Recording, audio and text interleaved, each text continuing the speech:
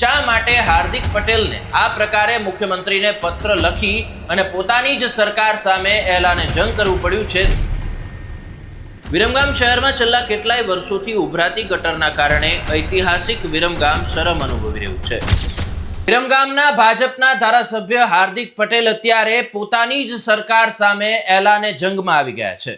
હાર્દિક પટેલે પોતાના મત વિસ્તાર વિરમગામની કેટલીક પ્રાથમિક સુવિધાઓનું નિરાકરણ ન આવતું હોવાથી મુખ્યમંત્રી ભૂપેન્દ્રભાઈ પટેલને એક પત્ર લખ્યો છે અને આ પત્રમાં એવો પણ ઉલ્લેખ કરવામાં આવ્યો છે કે ઉભરાતી ગટર અને દૂષિત પાણીના પ્રશ્નનું જો આગામી સમયમાં નિરાકરણ નહીં આવે તો મારે જનતાની સાથે ખુલીને તેમના સમર્થનમાં તેમની પડખે ઊભું રહેવું પડશે અને જો જરૂર લાગશે તો હું ઉપવાસ આંદોલનમાં પણ જોડાઈશ તેવો ઉલ્લેખ કરવામાં આવ્યો છે. શા માટે હાર્દિક પટેલને આ પ્રકારે મુખ્યમંત્રીને પત્ર લખી અને પોતાની જ સરકાર સામે એલાને જંગ કરવું પડ્યું છે તેની વિગતે વાત કરીશું. નમસ્કાર, આપ જોઈ રહ્યા છો અવર રાજકોટ અને હું છું આપની સાથે ORJ દક્ષિણી. આમ તો ભાજપમાં જોડાયા બાદ હાર્દિક પટેલ છે તે ભાજપ સરકારના વિકાસના કામોની મોટી મોટી વાતો કરતા હોય છે, પરંતુ અત્યારે પરિસ્થિતિ કંઈક એવી થઈ છે કે ભાજપના જ ધારાસભ્ય હાર્દિક પટેલને પોતાના મત વિસ્તાર વિરમગામના કેટલાક પ્રાથમિક પ્રશ્નોનું નિરાકરણ ન આવતું હોવાથી પોતાની જ સરકાર સામે બાયો ચડાવવી પડી છે.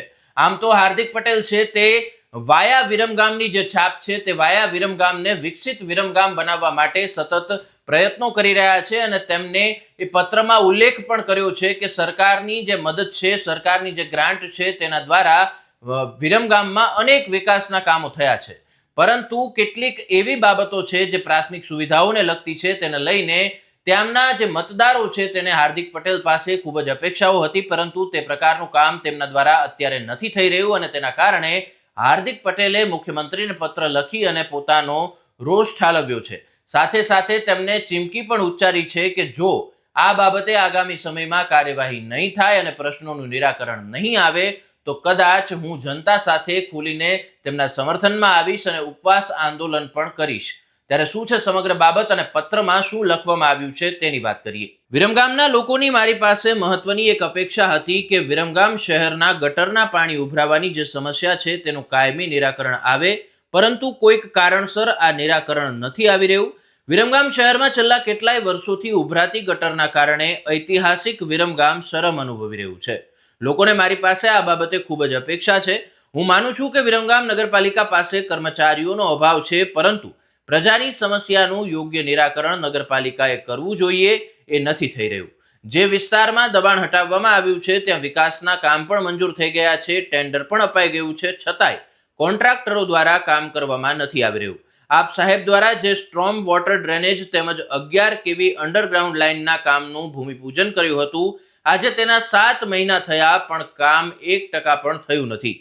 વિરમગામ શહેરના જે વિસ્તારોમાં ગટર ઉભરાય છે, ગંદુ પાણી મિક્સ થાય છે, તેનું જલ્દી યોગ્ય નિરાકરણ લાવવામાં આવે અને જે કામો મંજૂર થયા છે તે કામો ઝડપથી પૂરા કરવામાં આવે તેવી નમ્ર વિનંતી છે.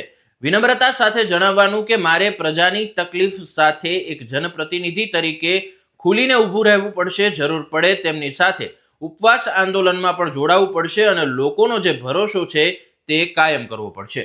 તો હાર્દિક પટેલે મુખ્યમંત્રીને લખેલા આ પત્ર પરથી એટલો અંદાજ આપણને ચોક્કસ આવી શકે કે ગુજરાતમાં જે અન્ય પક્ષના ધારાસભ્યો છે તેમને કામ કરાવવા કેટલા અઘરા પડતા હશે, કેમ કે અત્યારે ભાજપની ગુજરાત સહિત કેન્દ્રમાં સત્તા છે, છતાં પણ ભાજપના જ એક ધારાસભ્ય કહી રહ્યા છે કે ઉદ્ઘાટન થયા બાદ કોન્ટ્રાક્ટરો કામ કરતા નથી અને હાલમાં અત્યારે માત્ર 1% પણ કામ નથી થયું. આ ઉપરાંત ગટરો ઉભરાય છે, ગટરોનું દૂષિત પાણી પીવાના પાણી સાથે મિક્સ થઈને લોકો સુધી આવે છે અને મારા મતદારોની જે અપેક્ષા મારી પાસે છે તે હું પૂરી કરી શકતો નથી. તમે વિચાર કરી શકો છો કે સત્તામાં જે ધારાસભ્ય છે એમની પાર્ટીની સત્તા કેન્દ્રમાં છે, ગુજરાતમાં છે, તેમ છતાં પણ જો તેમના કામ ન થતા હોય તો અન્ય પક્ષોના જે ધારાસભ્યો છે તેમને કેવી તકલીફ પડતી હશે તે આપણે વિચારી શકીએ છીએ. આગામી સમયમાં વિરમગામના જે પ્રશ્નોને લઈને હાર્દિક પટેલે જે પત્ર લખ્યો છે તેના પ્રત્યુત્તરમાં કેવા પ્રકારની કાર્યવાહી કરવામાં આવે છે તેના પર સૌની નજર રહેશે, પરંતુ આ મુદ્દાને લઈને આપનું શું માનવું છે તે કોમેન્ટમાં જરૂરથી જણાવશો. નમસ્કાર.